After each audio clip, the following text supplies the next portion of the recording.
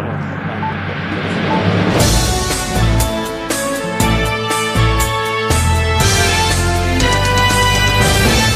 இன்றைய நாளிற்கான முக்கிய செய்திகள். மத்திய கிழக்கிற்கான இணைப்பு விமானங்கள் அக்டோபர் 24 வரை இடைநிறுத்தம்.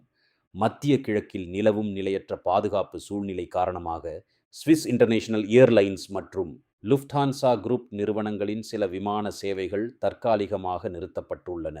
அதன்படி மே 31ஆம் தேதி வரை டெலவீவ் மற்றும் துபாய் நகரங்களுக்கு செல்லும் அனைத்து விமானங்களும் ரத்து செய்யப்பட்டுள்ளதாக தெரிவிக்கப்பட்டுள்ளது.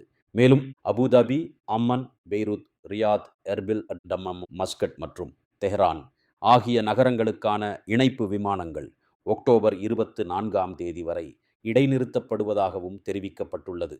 கனடாவில் பனிச்சரிவில் சிக்கி 3 சுவிஸ் பிரஜைகள் பலி. கனடா நாட்டில் ஏற்பட்ட பனிச்சரிவு விபத்தில் 3 சுவிட்சர்லாந்து நாட்டவர்கள் உயிரிழந்துள்ளனர். இந்த சம்பவம் பிரிட்டிஷ் கொலம்பியா மாகாணத்தில் இடம்பெற்றதாகவும் அவர்கள் ஹெலி ஸ்கீயிங் சுற்றுலா பயணத்தில் ஈடுபட்டிருந்ததாகவும் தகவல்கள் தெரிவிக்கின்றன. இந்த சம்பவத்தை Swiss federal department of foreign affairs உறுதிப்படுத்தியுள்ளது.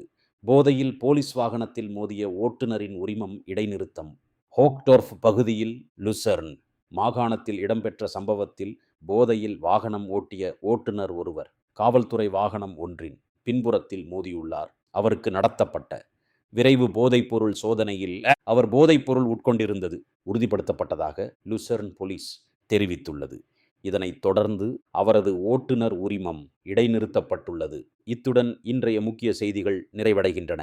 நன்றி, வணக்கம்.